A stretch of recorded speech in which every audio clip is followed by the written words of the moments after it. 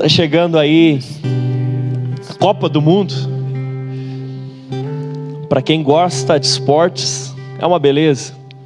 Tivemos Olimpíadas. E não sei se você sabe, mas para cada tipo de esporte, existe um tipo de musculatura que propicia certa vantagem. Você já ouviu falar disso? Tem pessoas que têm predominância de um tipo de fibra muscular, isso facilita para alguns esportes. Outros têm predominância de outro tipo de fibra muscular, isso facilita para outros esportes. Quem tem predominância do tipo 1, pode às vezes ter um pouco menos de força, mas tem mais resistência. Agora, quem tem do tipo 2A, tem mais força e velocidade. Porém, a resistência é um pouco mais baixa. E o tipo 2B é o tipo intermediário. Pastor, o que isso tem a ver com o cristianismo, meu Deus do céu? Tem a ver que você precisa, querido, ter uma fibra, tipo 1, uma fibra de resistência elevada. Que a vida cristã, ela pode muito mais facilmente ser comparado com uma maratona do que com uma corrida de 100 metros. Ela exige de nós muito mais resistência do que um boom de resultado. Você consegue entender até aqui? Amém? Ela exige de nós uma resistência, uma perseverança, mas também uma resiliência. Se você quiser olhar na sua Bíblia, em Hebreus capítulo 12, versículo 1, Hebreus 12, 1, nós vamos ver um pouco mais a respeito disso. Hebreus 12, 1. Se você encontrou, você pode acompanhar, senão você pode me ouvir. Está aqui também. Eu paro bem na frente, né? Deixa eu sair para o lado. Agora eu sou o Juba aqui. Está desligado esse. Portanto, também nós, uma vez que estamos rodeados por tão grande nuvem de testemunhas, livremo-nos de tudo o que nos atrapalha e do pecado que nos envolve, ou como diz outra versão, que tenazmente nos assedia, e corramos com perseverança a corrida que nos está proposta. E corramos com perseverança a corrida que nos está proposta. Diga para essa pessoa bonita aí: corramos com perseverança. Nada contra quem tem um rápido crescimento. Nada contra como aquele que converteu e de uma hora para outra, né? Glória a Deus pela sua vida. Mas é importante que além disso, você tenha constância.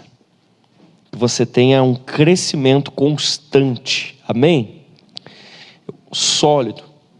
Eu confesso que depois que eu recebi o batismo no Espírito Santo, eu fiquei eufórico.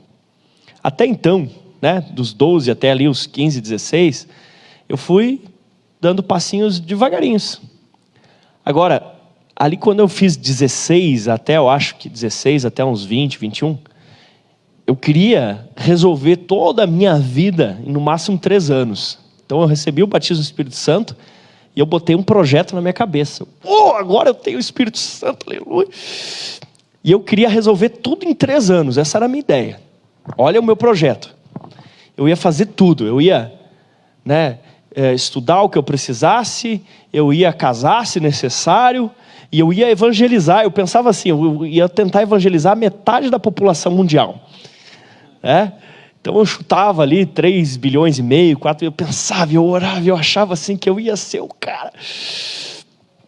Pois é, mas não deu. Não deu. E nesse afã de velocidade, eu acabei cometendo alguns erros. Por exemplo, na faculdade teológica, um dia um colega meu falando por A mais B, lá as coisas dele, e eu olhei para ele e disse assim: rapaz, eu não quero nem saber disso, eu só quero que termine logo esse negócio para pegar o canudo e ir embora, tem mais o que fazer do que ficar estudando.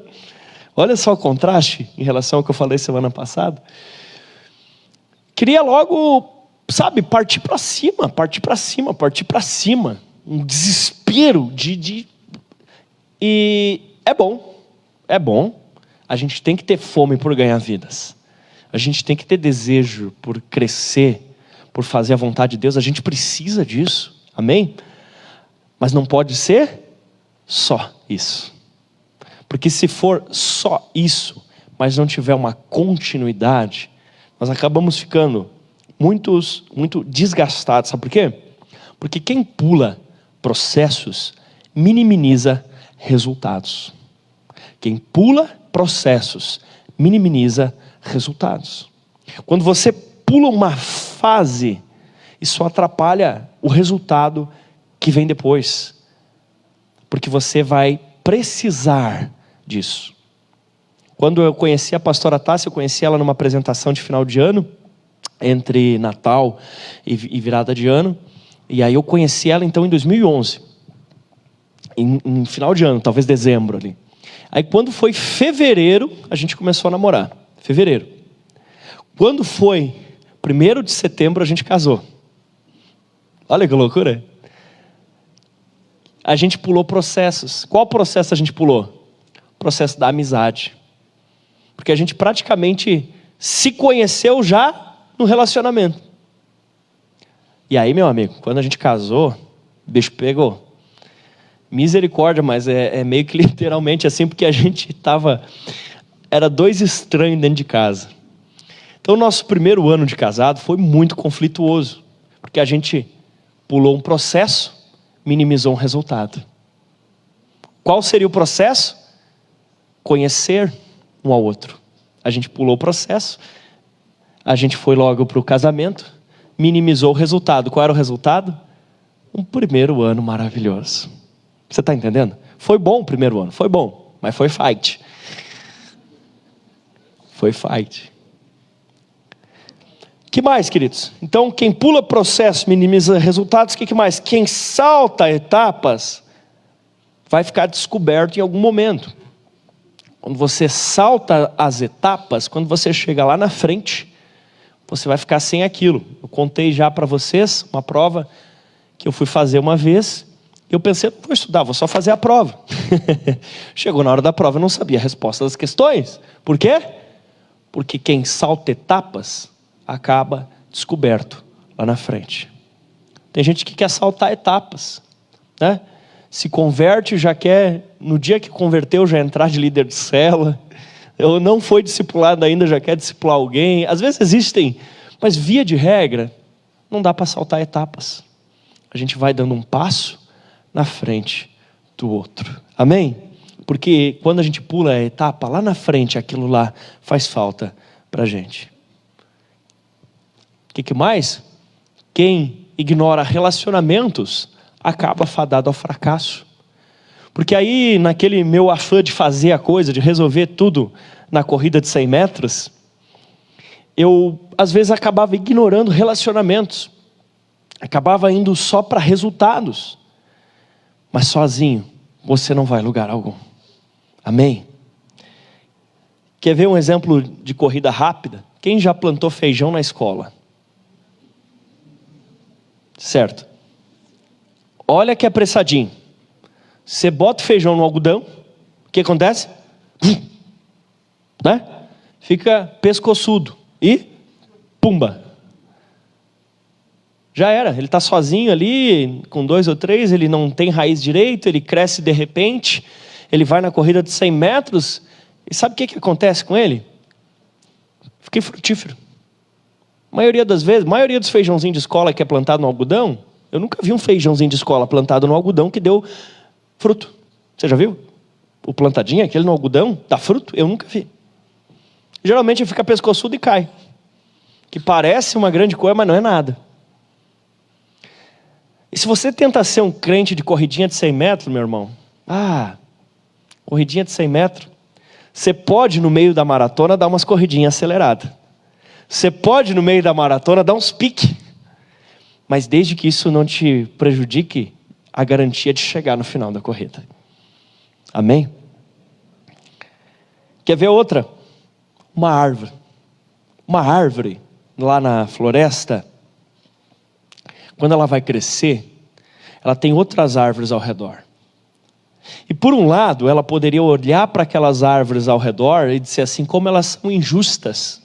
Elas não deixam a água cair diretamente em mim. Elas não deixam o raio do sol pegar diretamente em mim. Ela poderia dizer isso. Por outro lado, enquanto as árvores grandes ao redor da pequenininha, elas estão ali, a chuva grossa não cai em cima dela. A chuva de pedra não cai direto em cima dela. O sol escaldante não cai direto em cima dela. Se você tenta plantar uma árvorezinha num lugar onde não há árvore nenhuma, a chance de morrer do sol, ou da chuva de pedra, ou da geada é grande. Mas quando ela está no meio das outras, ela está protegida. E talvez ela pudesse olhar e clamar e disser que injusto vocês são, não deixa nada disso vir direto em mim, fica filtrando as coisas. Mas a verdade é que aquilo tem um nome, sabe qual é? Proteção. Enquanto ela vem devagarinho debaixo da sombra das outras, ela tem tempo para colocar raízes profundas, inclusive para enredar a sua raiz na raiz das outras e assim evitar o tombamento. E ela tem tempo para crescer com um caule sólido, com um caule que não vai vergar tão facilmente, que não vai arrebentar, quebrar tão facilmente. Nós precisamos ter árvores sobre nós. Nós precisamos ter pessoas que nos protegem, que nos fazem sombra. E que às vezes, dependendo da situação, até nos seguram um pouquinho. Para quê? Para a gente desenvolver estrutura suficiente para aguentar o peso da frutificação. Porque eu creio que a frutificação que Deus tem para você é absurdamente grande. Você vai ganhar muitas vidas para Jesus e cuidar bem delas. Então, se nós da liderança em alguns momentos tivermos que segurar um pouquinho no teu moletom, para você lembrar que é maratona e não 100 metros, nós vamos fazer para que a densidade da tua madeira seja tão forte que aguente o peso dos galhos frutíferos. Liderança é isso. É ajudar o liderado a encontrar um ritmo onde talvez ele não arranque em primeiro, mas onde com certeza ele chegue no final. Meu objetivo como pastor dessa igreja é que todos aqui, em primeiro lugar, alcancem a glória eterna com Cristo Jesus. Esse é o objetivo principal. E todos os outros nós talhamos a partir deste, que é o cerne. Amém? Nós somos chamados a com Deus construir uma história, não fazer um evento. Nosso objetivo não é fazer um evento.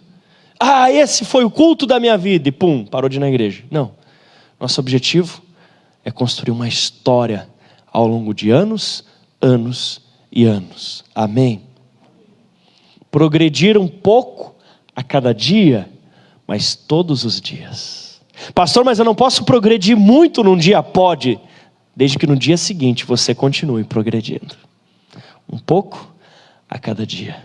Um dia após o outro dia. Você vai avançando, avançando, avançando e avançando.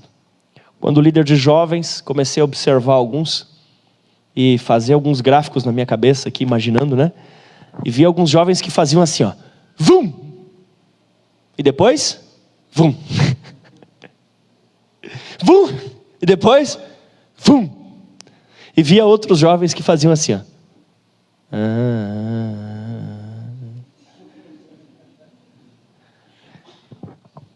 E no resultado, às vezes, aquele que foi devagarinho dava mais alto do que aquele que foi assim e não saiu do lugar. Porque na média, ele não fez nada. Constância, equilíbrio, seriedade. As pessoas precisam saber quem você é. E elas precisam saber quanto elas podem contar contigo. Elas precisam saber que você não é um como é que é o nome daquele negócio? Ioiô? Não, um pêndulo que vai para um lado e para o outro. Ioiô é aquele que vai para baixo e para cima, mas serve o ioiô também. Elas precisam saber da sua constância, da sua lealdade, da sua fidelidade, do seu caráter. Elas precisam saber que você estava bem com Deus ontem, que você está bem com Deus hoje, que você vai estar bem com Deus amanhã. Amém? Homens, as nossas esposas precisam de segurança. Elas precisam saber que você é um homem de Deus hoje, mas que você continua sendo um homem de Deus amanhã, e depois de amanhã, e depois de amanhã. Amém? E para isso, nós vamos precisar de raízes profundas. Observe a caminhada dos discípulos de Jesus junto com ele. Eles estavam debaixo da sombra de Jesus, eles estavam debaixo da proteção de Jesus, e eles ainda não tinham recebido o batismo do Espírito Santo. Tudo que eles faziam era debaixo da atmosfera gerada por Jesus. Eles eram arvorezinhas ao redor da arvorezona, certo? Até que chegou o dia que a arvorezona foi cortada e subiu para o céu. Aí aquelas arvorezinhas já tinham raízes profundas, já tinham densidade nos seus caules, e o que elas fizeram? Porque quando você cresce um pouco cada dia, cria raiz e estrutura seu caule, chega um momento que você, como uma bola de neve, explode em crescimento saudável e sustentável. Pela graça de Deus, eu acredito que nós como igreja estamos trilhando esse caminho. Nós temos dado um passo atrás do outro passo, colocado raízes e firmado o caule, até que vai chegar o dia que sim poderemos dar o tiro dos 100 metros, sem perder maratona alguma. Você acredita nisso? Sabe quando o corredor está chegando no final, e ele vê que falta pouco, e ele quer dar o último gás?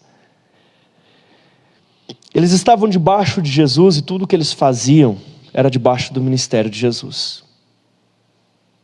Você tem alguma árvore maior a qual você pode se abrigar debaixo de sua sombra?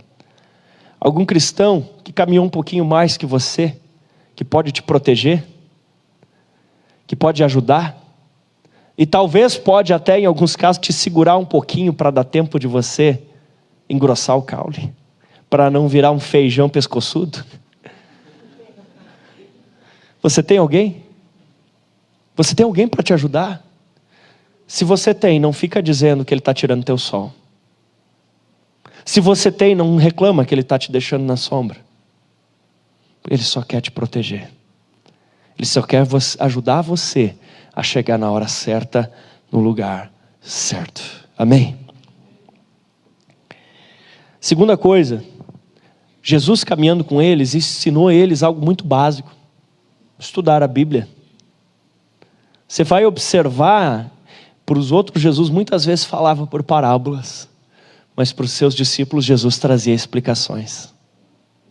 E começou a ensinar a regra mais básica da interpretação da exegese bíblica. A Bíblia se interpreta pela Bíblia. Como você faz para entender a completude dos textos da palavra? Comparando com os próprios textos da palavra. A Bíblia se explica pela própria Bíblia. Jesus ensinou eles para orar. Eles chegaram e disseram: mestre, ensina-nos a orar. E Jesus ensinou eles a orar. Jesus ensinou eles a lidar com conflitos. Eles estavam discutindo para ver quem era o maioral deles. Jesus ensina eles a lidar com os conflitos. Jesus ensina eles a lidar com os fracassos. Pedro, tu me amas? Trabalha com eles quando as coisas dão errado. Jesus ensina eles a lidar com o sucesso. Jesus, até os demônios obedecem meu nome. Calma, isso aí não é o principal. Vocês têm que dar glória porque o nome de vocês está escrito no céu. Ensina a lidar com sucesso, ensina a lidar com fracasso. Jesus deu fundamentos para os seus discípulos. Eu lembro que algumas pessoas, quando cheguei aqui, há 4 anos atrás, perguntaram: pastor, quando vai ter um curso sobre o fim do mundo? Escatologia. Eu disse: calma, lá por 2022. Aí teve a pandemia e tudo, então provavelmente nós vamos ter em 2023. Mas isso eu falei há 4 anos atrás.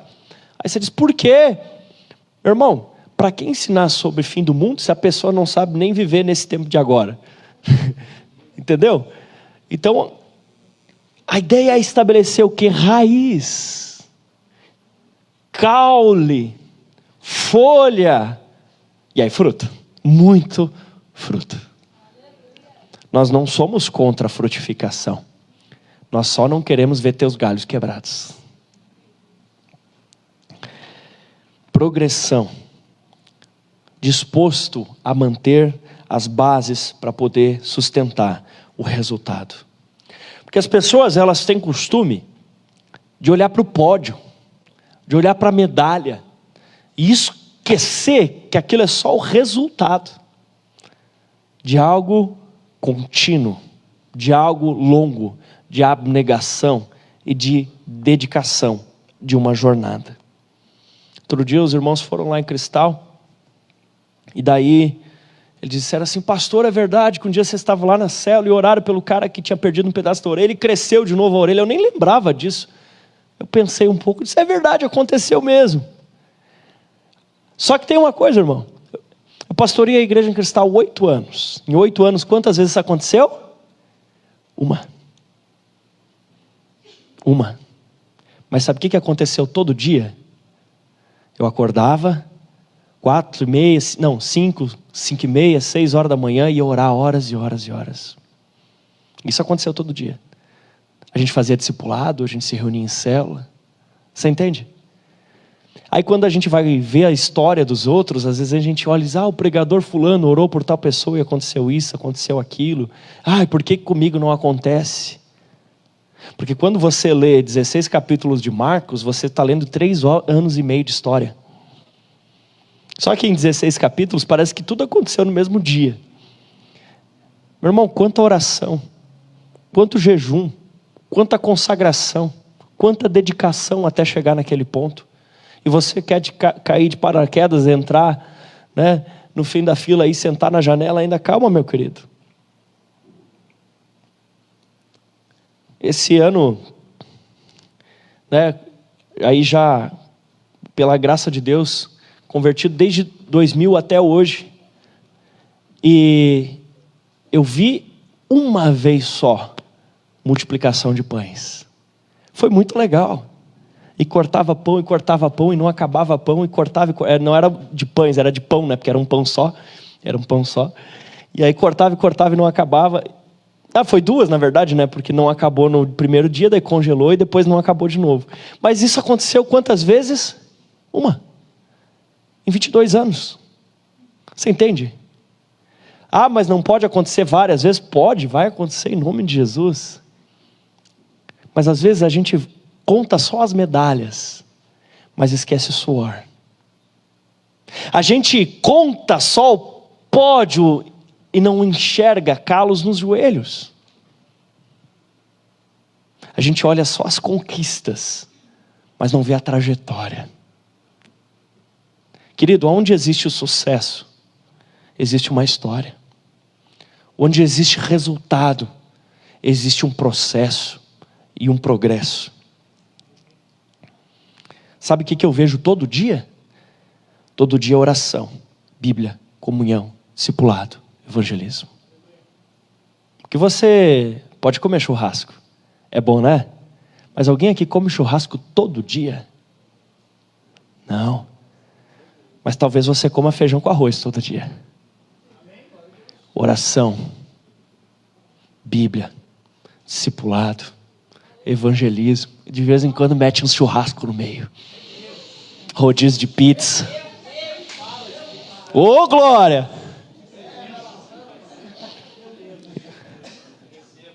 Amém? A gente quer milagre, vivemos milagres e vamos viver cada dia mais milagres. Mas a gente não vive por causa dos milagres. A gente vive por Jesus, porque Ele nos salvou. E quando Ele faz ou quando Ele não faz, bendito é o nome do Senhor. Para tudo isso, você precisa ter saúde o suficiente para aguentar até o final da maratona. Pega uma fotinha tua aí, de 3 anos atrás, dá uma olhada no shape aí. 3 anos atrás, você estava melhor ou pior? A gente está melhorando ou não? Como é que está a alimentação? Agora física mesmo. Às vezes a gente tem que revisar, né? E o seu caráter? As pessoas podem saber, dia após dia, que dá para contar com você? Ou dependendo da circunstância, você muda de atitude. Você cumpre o que promete? Você paga as suas contas, ou quando porventura não consegue, conversa com o credor? Você não abandona as pessoas do nada? Você age por princípios ou por ocasião? Por princípios, se te batam palma ou não, você continua fazendo aquilo.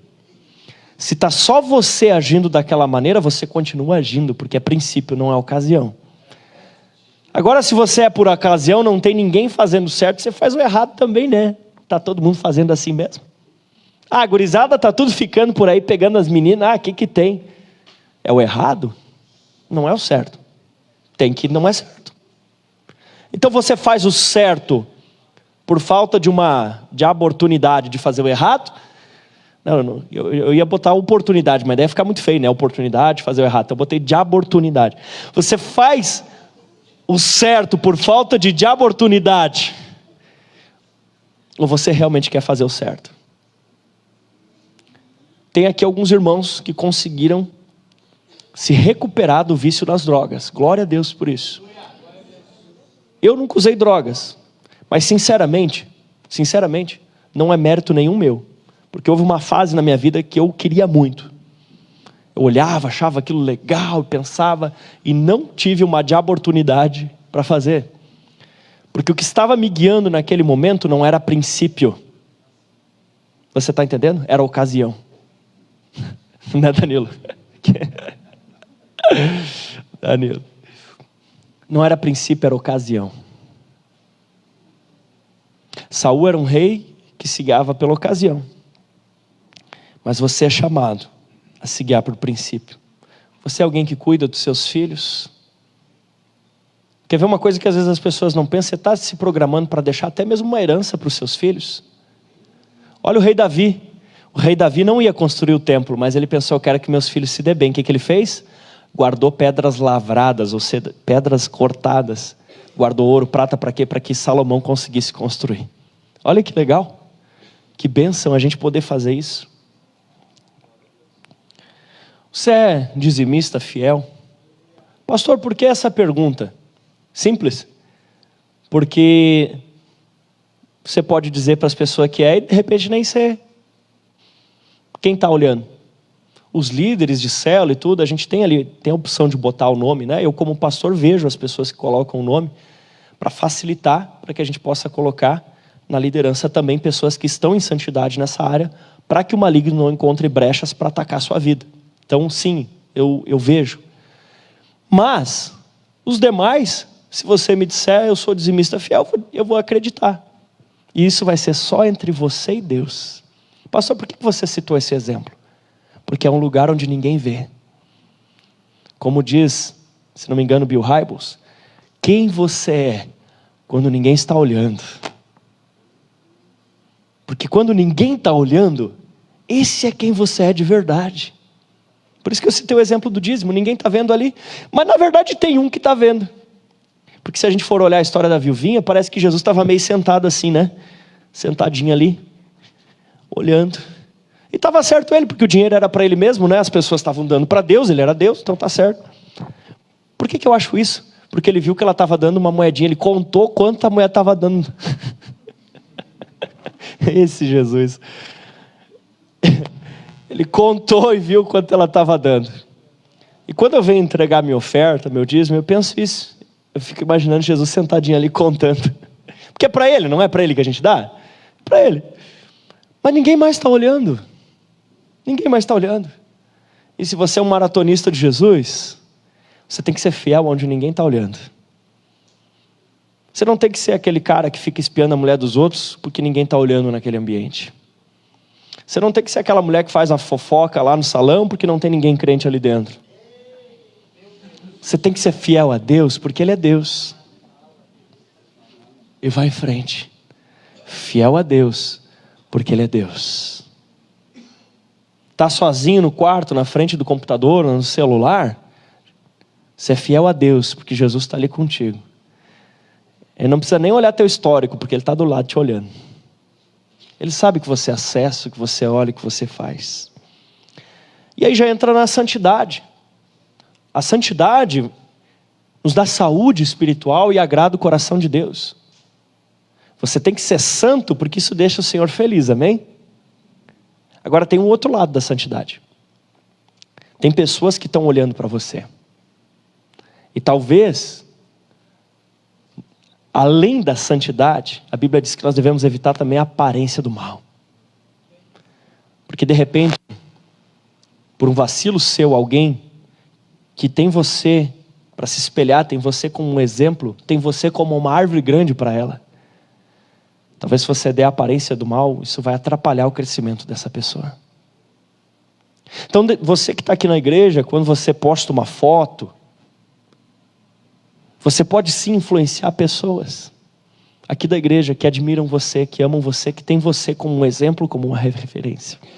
Você entende isso? Então, eu recomendo que você não peque. Mas pelo menos se você pecar, não leva os outros junto. Jesus mandou eles abrir a igreja e disse que ia voltar logo. E aí ele vai, morre. Aí quando ele ressuscita, Pedrão já tinha ido pescar. E não bastasse isso, Pedro disse: eu vou pescar. Ele foi pescar e bateu o selfie no barquinho. Mandou lá no Insta. Os outros tudo viram. Bobear até marcou os outros. Foram lá pescar com Pedro. Que não bastava ele errar, ele deu mau exemplo para os outros. Sabe, as pessoas veem você. Eu não estou falando agora a gente viver uma vida fingida. Não é isso.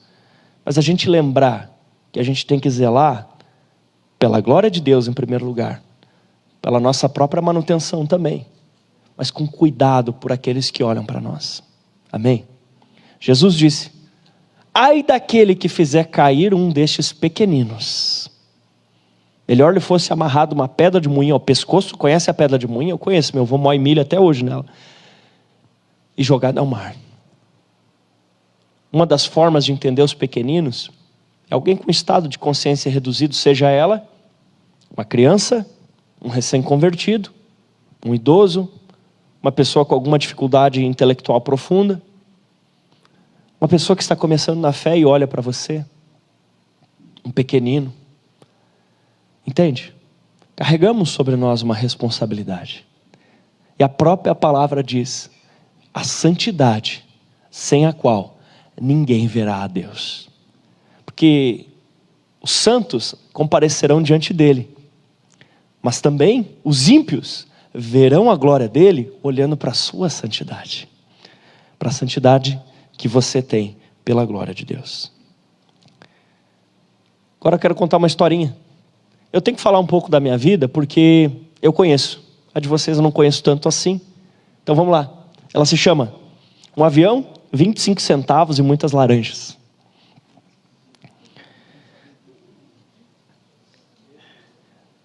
Talvez você diga assim: você é um privilegiado, começou a servir a Jesus bem novinho. É verdade, sou privilegiado mesmo. E meu privilégio tem nome e sobrenome, é Jesus Cristo. Que eu não tive mérito, Ele que me alcançou, Ele que me chamou, Ele que me salvou. Tudo que nós fazemos é corresponder ao chamado que Ele faz na nossa vida, amém? Então, ao longo dessa história, em 2000 me converti, eram 12 anos de idade quando eu nasci de novo. E ali eu comecei a ler a Bíblia, orar todos os dias. São 22 anos fazendo a mesma coisa. Orando e lendo a Bíblia. Orando e lendo a Bíblia. Ó, maratona. Maratona. Pastor, o que eu tenho que fazer? Começa orando e lendo a Bíblia. Pastor, eu não estou conseguindo andar em santidade. Vai orar e estudar a Bíblia. Não estou conseguindo crescer. Vai orar e meditar na palavra. Amém? Orar. E uma vez por mês eu levava meu dízimo. Um dos primeiros foi 25 centavos. E hoje eu fiquei muito feliz de ver o Jô trazendo o dízimo dele. Vocês viram que ele estava com um envelopinho preto na mão? Ele ganhou uns presentes do do pessoal em dinheiro, daí a gente separou de umzinho e ele entregou aqui. Eu fiquei tão feliz de ver isso. E comecei a fazer isso. E sabe de uma coisa? Quando você faz a mesma coisa por muito tempo, em algum momento você vai começar a ter um resultado exponencial. Quando você persevera, desde que seja a coisa certa, né? Quando você persevera em fazer a mesma coisa por muito tempo, vai chegar uma hora que você vai ter um resultado exponencial. Eu leio a Bíblia e não entendo. Lê. Eu estou orando, mas parece que eu não sei orar direito ainda. Continuo orando. Quanto tempo? Mais 10 anos, 20 anos, 30 anos. Continua fazendo a coisa certa. Continua. Você não toma água todo dia? Hã? Por que você comeu antes de vir para o culto? Você já não tinha comido de manhã? Vai ler a Bíblia. Vai orar. E faça isso por décadas e décadas e décadas. Aí eu pergunto para você, o que você estava fazendo lá em 2000? O que você fazia, ou 2000, ou quando tinha 12 anos? O que você estava fazendo? Vai orar, vai ler a Bíblia, vai orar, porque de grão em grão a galinha enche o papo. Amém? Aí veio o 11 de setembro de 2001, o que aconteceu? Atentado das Torres Gêmeas. Onde é que você estava nesse dia? 11 de setembro de 2001. O que você fazia com 13 anos de idade? Aquilo mexeu comigo, eu comecei a escrever. E desde lá até aqui, desde 2001 até agora, isso aí dá 21 anos. Eu nunca parei de escrever todo dia. Todo dia eu escrevo. E você? Onde você estava? O que você faz? A vida cristã não é mágica. A vida cristã é uma construção. Tijolo após tijolo. Mais importante do que correr rápido para cima é não correr para baixo. É você avançar, tijolo após tijolo, na direção que Cristo tem para ti. Mais ou menos nessa época, comecei até a escrever algumas poesias e passei raiva e alegria porque um colega pediu e me pagou 25 centavos para me escrever uma poesia para a menina que ele estava afim. Eu também estava interessado, mas graças a Deus eu nunca consegui nada com isso. Mas ganhei 25 centavos. E continuei crescendo. Devagar, mas avançando. Mais ou menos nessa época, eu tinha um padrinho. Trabalhava na HP já há muito tempo. E eu pensava, eu quero ser que nesse cara, eu quero aprender a mexer nesses computadores. Ele falava que esse computador que ele mexia era do tamanho de uma geladeira, né? Que não era o Windows que usava, era algo melhor. E eu ficava pensando, que demais. Eu queria ser que nem ele, mas como que eu ia ir do Caraá, de Santo Antônio da Patrulha, nessa época já, até lá em Blumenau? Como é que eu ia fazer isso? O patrão do pai tinha um pomar. Pedi para o pai falar com o patrão, ele falou, autorizou. Eu comecei a colher laranja, bergamota e vender na escola. Ia para a escola cheia das sacolinhas, né? Vendendo a 10 centavos a fruta. Comecei a vender. Juntei dinheiro e fui lá visitar meu Dindo, lá em Blumenau. Porque ele era uma referência, ele era uma árvore grande para mim. Eu queria ser que nem ele, eu paguei o preço de ir atrás. Entende? Você tem que ir atrás. Você tem que ir atrás, você tem que estar perto das pessoas que você admira, especialmente as que você admira no Senhor. Você tem que pagar o preço de ir atrás delas. E consequentemente lá, ele me emprestou bons livros, me deu bons conselhos. E graças aos bons livros e os bons conselhos, isso me ajudou muito na vida.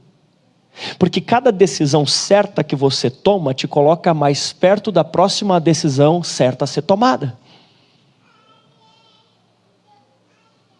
Quando você decide algo certo, decide algo pelo Senhor, aquilo te coloca mais perto de acertar de novo. E quando chegou então, em 2003, eu publiquei o meu primeiro livro. E comecei nessa época então, a já fazer algumas palestras, ainda não pregações, em escolas, em ginásios e coisas desse tipo. E De certa forma, são 19 anos fazendo palestras, se botar junto, né, o tempo das palestras, das pregações. Que eu pergunto para você, o que você fazia em 2003?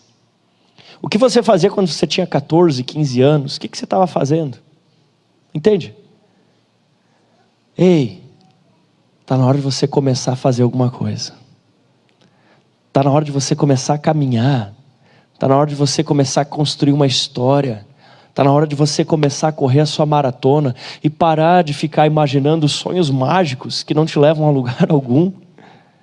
Que um dia vai, sei lá, ganhar na Mega Sena. Você tem que construir uma história com Deus, com a igreja, com as pessoas. Amém?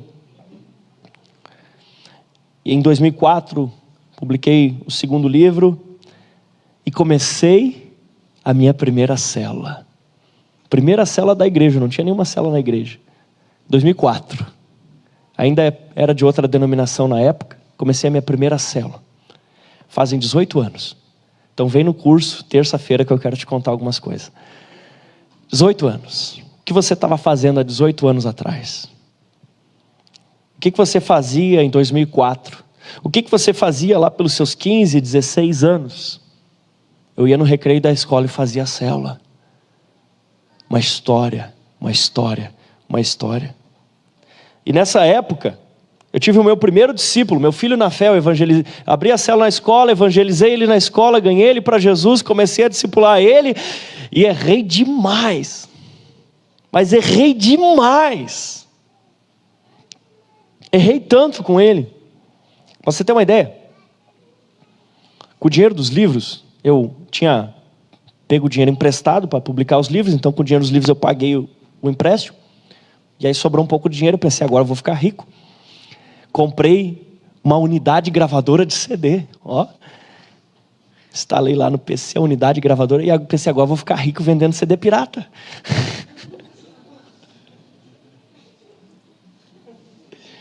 Para aumentar a minha margem de lucro, comprava umas mídias ruins, pensando, e era pior, porque delas não queimavam direito, né? Os clientes reclamavam. Mas daí eu me arrependi de tudo aquilo. Eu disse, que droga que eu estou fazendo?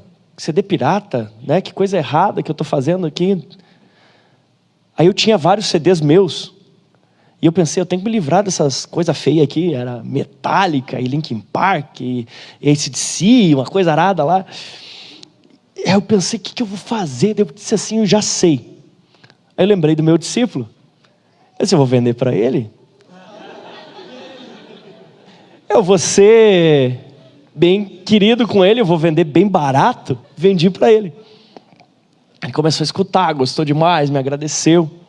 O discipulado seguiu. Aí um dia, eu não sei se foi o Espírito Santo ou Satanás que revelou para ele, e ele falou para mim assim, por que tu me vendeu aquele CD? Se tu sabia que aquilo estava sendo ruim para a tua vida, por que tu quis isso para a minha vida? E aí ele ficou meio endemoniado mesmo, assim, sabe? Eu não sabia o que fazer, ele ficou meio... Começou a dar uns... E parecia que ia bater em mim. Eu errei. Mas eu sabia onde eu queria chegar. Eu errei, mas eu estava tentando ir na direção certa. Eu me arrependi, eu chorei, e quando eu escrevi essa mensagem, eu chorei de novo lembrando disso. Porque eu errei com ele, eu pequei com ele. E hoje ele não está nos caminhos do Senhor. E quando a gente perde alguém que a gente ganhou para Jesus, aquilo parece um sangue na mão da gente. E hoje, eu não quero que nenhum de vocês se perca. Porque uma alma vale mais do que o mundo inteiro. Por isso, segue um passo depois do outro. Se errar, chora, se arrepende, mas não desiste. Eu me arrependi, eu chorei, mas eu não desisti. Eu estou aqui até hoje. Em 2005 eu preguei a palavra pela primeira vez. Estava pensando que agora faz a metade, né? Metade da minha vida eu vivi sem pregar e metade pregando. Já se vão 17 anos anunciando a palavra. E algumas mensagens eu confesso que quando eu leio o esboço lá de trás, eu digo, mas que coisa bem ruim. Coitado de quem ouviu esse negócio. Mas eu não parei de caminhar na direção certa. Em 2006 entendi o meu chamado, me tornei líder de jovens. Em 2007 fui como missionário lá para o Mato Grosso do Sul, estudar também. Naquela época, eu cheguei a discipular 15 jovens individualmente toda semana e mais 3 em grupo, 18 pessoas. Supervisionar 5 células, sendo uma na cidade vizinha que eu supervisionava às vezes de bicicleta, ia de bicicleta. O pastor me dava oportunidade para pregar em 2 cultos da igreja por mês, um de quarta e um de domingo, mais um culto jovem, enquanto isso cursando faculdade de teologia. Graças a Deus minha cabeça estava bem ocupada. Mas o que você estava fazendo com 18 anos? Com 19, com 20? Entendeu? O que você quer para a tua vida? Talvez você diga assim, com 18, 19, eu estava nas baladas, eu estava nas festas, e o que isso te trouxe de positivo? O que isso te beneficiou? Errei nesse tempo, errei também, mas eu estava caminhando na direção certa. Porque lá atrás eu identifiquei aonde eu queria ir. Eu identifiquei aonde eu queria chegar. E eu adotei a estratégia do trator de esteira. Um dia eu vi o trator de esteira lutando contra a taquareira lá de casa, quando eu morava com meus pais em Caraá. A taquareira estava lá imponente, obstruindo o alargamento da arruela que passava do lado da minha casa. O trator de esteira veio bem devagarinho. Eu nunca tinha visto um trator de esteira na minha vida. E eu pensei, nunca que esse bicho ganha na taquareira. Porque eu lembrava como era difícil derrubar uma taquareira, a machadada, a facãozada. A mão doía. O tratorzinho de esteira encostou. E quase parando, foi arrancando, arrancando, arrancando. Ele foi devagar, mas nada parou ele. E eu tenho procurado adotar essa estratégia na minha vida. Quando eu não consigo ir rápido, eu vou devagar. Mas eu continuo indo na mesma direção. Porque eu tenho princípios. E nada vai me tirar os meus princípios. Eu amo o meu Jesus. E eu vou fazer a vontade dele. Princípios. Princípios. O que você fez dos 18 ao 20?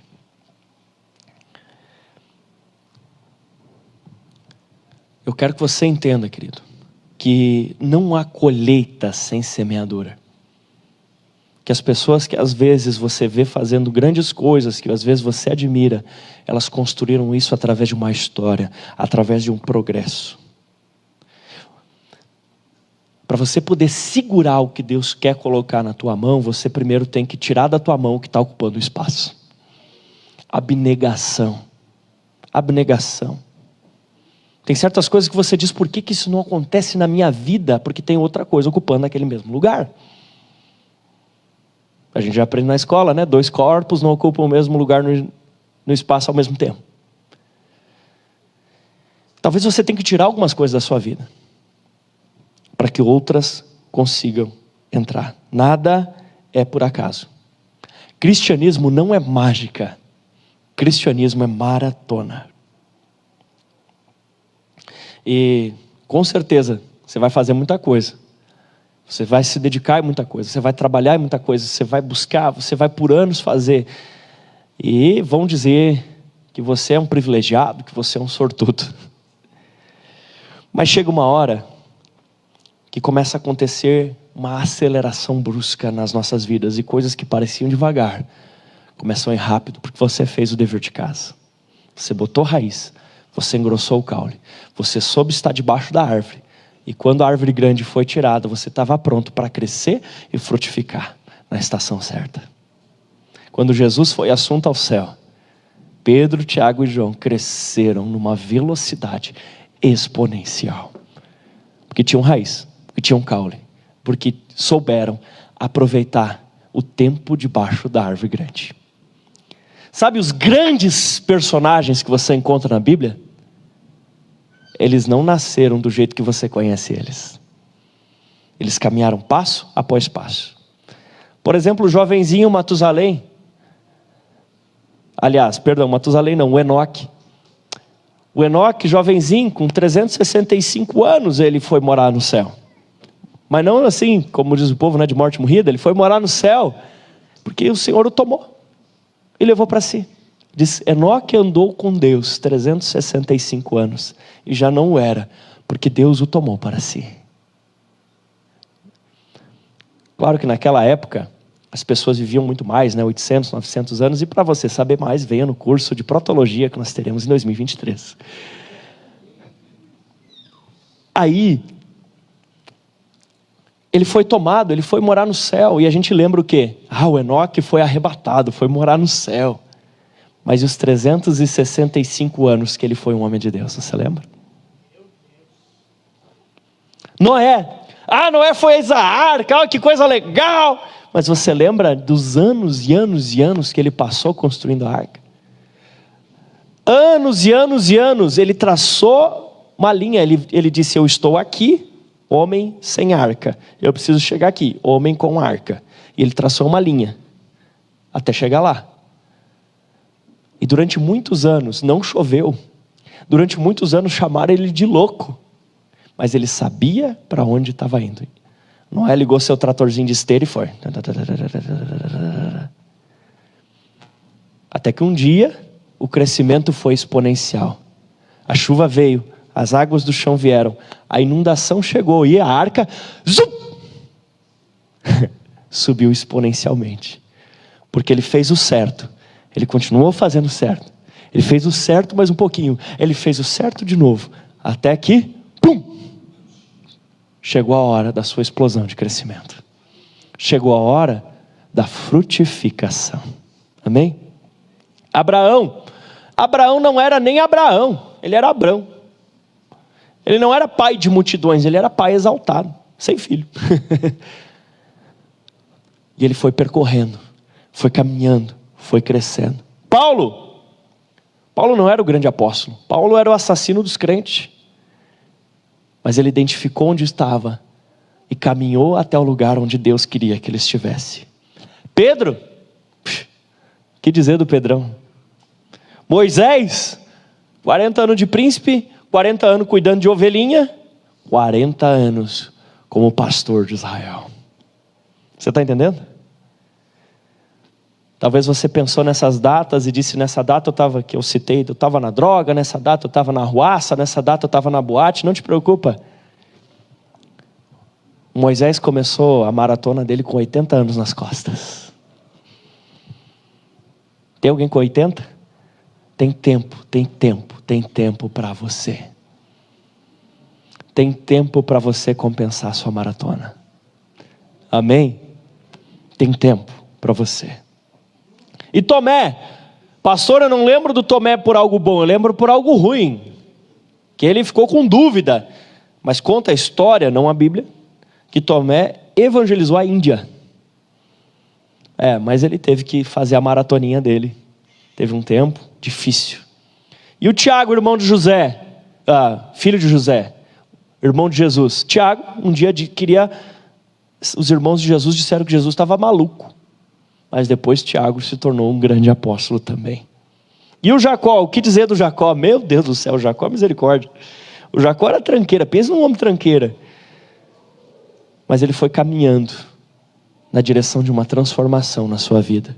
Um passo depois do outro. Até que finalmente ele foi transformado. Nenhum deles se tornou quem você conhece de repente. Todos eles caminharam um passo após o outro. Construíram uma história com Deus. E por isso hoje são celebrados como grandes homens e mulheres de Deus. Então vai lá. Descubra onde você quer chegar. Descubra o que Deus tem para ti. Descubra o que Deus espera de você. Depois, identifique aonde você está hoje. Onde você está hoje? Quem é você hoje? E aí, trace uma linha de onde você está hoje até o lugar que Deus quer que você esteja. E comece a caminhar. Não te preocupa, às vezes, em dar aqueles... Como é que chama quando dá aqueles piques assim? Aqueles tiros. Mas te preocupa em seguir na direção do projeto de Deus para a sua vida, na direção do sonho de Deus para a sua vida. E faça pequenas metas para ir chegando até lá. Quando a gente vê um escalador de uma grande montanha, a gente não vê ele embaixo e depois, pum, está lá em cima da montanha.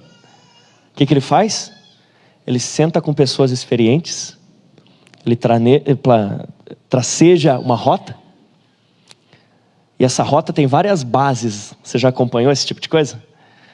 Pela TV, talvez? E aí ele precisa ir da base 1 para a base 2, da base 2 para a base 3, da base 3 para a base 4, porque em cada base ele recalcula se está dando tudo certo e vê se ele pode continuar um pouco além, até que finalmente ele chega lá em cima. Até que finalmente ele chega. Você precisa de vez em quando parar para respirar, para refazer, porque às vezes dá errado alguma coisa no caminho e você precisa refazer a rota, como diz o Waze, né? Recalculando. Depois seguir a jornada. Aprenda a comemorar cada pequeno passo. Aprenda a comemorar cada vitória. Dê glória para Deus, faça festa. Conseguiu ler a Bíblia todo dia, dá glória a Deus. Terminou de ler a Bíblia inteira, dá glória a Deus. Faz uma postagem, fala para os amigos, para os parentes. Está conseguindo ir na célula, está fazendo discipulado, ganhou uma vida para Jesus. Dá glória a Deus por cada quilômetro dessa maratona que você completar. Amém? Eu quero convidar você para que nós possamos orar nesse momento. A Vivi está por aí? Está ali. Como é que você está em relação a tudo isso que você ouviu hoje? Você se identifica mais como alguém assim? Ou como alguém assim? Você tem ido ao estilo arranca e quebra?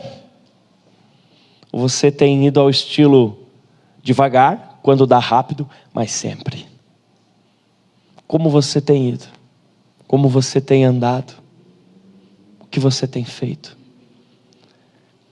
Eu quero convidar você, querido, a ser alguém que constrói uma história com Deus. Talvez hoje você está bem no comecinho, mas um dia você vai chegar lá. Aonde é lá, pastor? É o centro da vontade de Deus, não para a vida do Sidney. O centro da vontade de Deus para a sua vida. Porque Deus não vai te julgar pelo padrão da minha vida. Ele vai olhar para você pela sua história. Ele sabe o tipo de paz que você teve. Ele sabe o tipo de condições financeiras que você viveu. Ele sabe as adversidades que você enfrentou. Ele sabe o contexto onde você estava inserido. Nunca é tarde para começar a sua jornada com Deus. Feche os teus olhos. Se você pode, coloque de pé para que nada te distraia.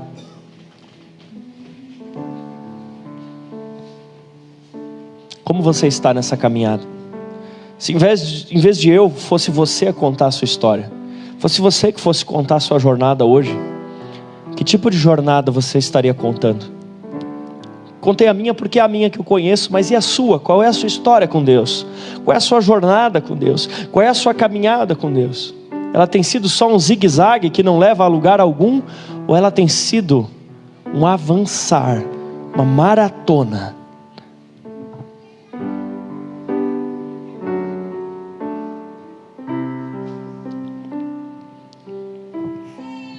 Você está bem com Deus? As pessoas que estão olhando para você, elas esperam uma constância de ti. Elas precisam que você tenha constância no seu crescimento. Que passe ano e venha ano e os seus princípios em Deus sejam os mesmos princípios. De andar em santidade, de viver para a glória de Deus, de viver pela palavra de Deus. As pessoas que olham para você, elas precisam saber que você é uma árvore sólida, com raízes profundas.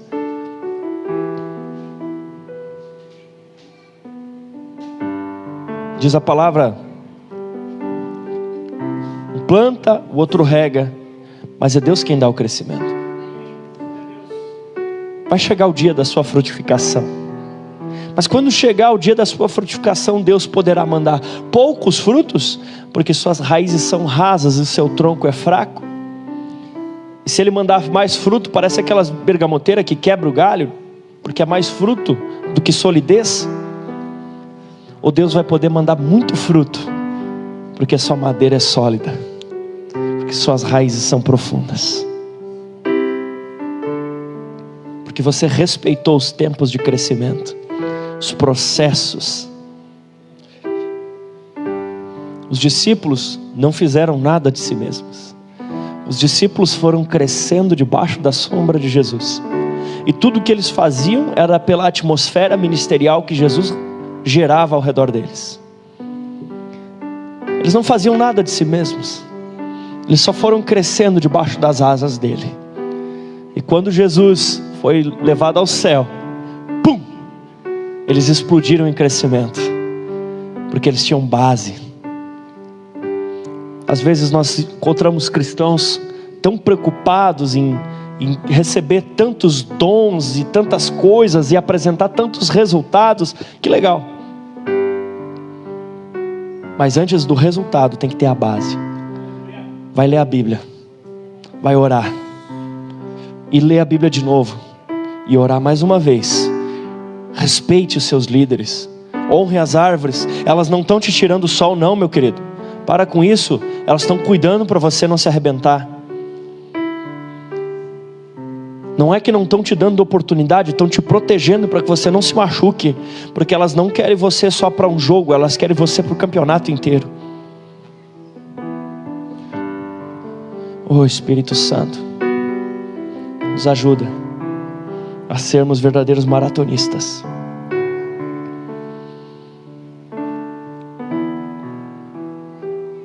Base, palavra.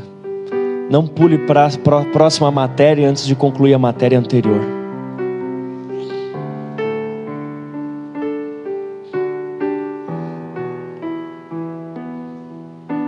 Pai, no nome de Jesus eu te peço, nos ajuda, Senhor, a sermos uma igreja enraizada em Jesus Cristo, a sermos um povo alicerçado em Bíblia, oração, em discipulado e evangelismo e comunhão.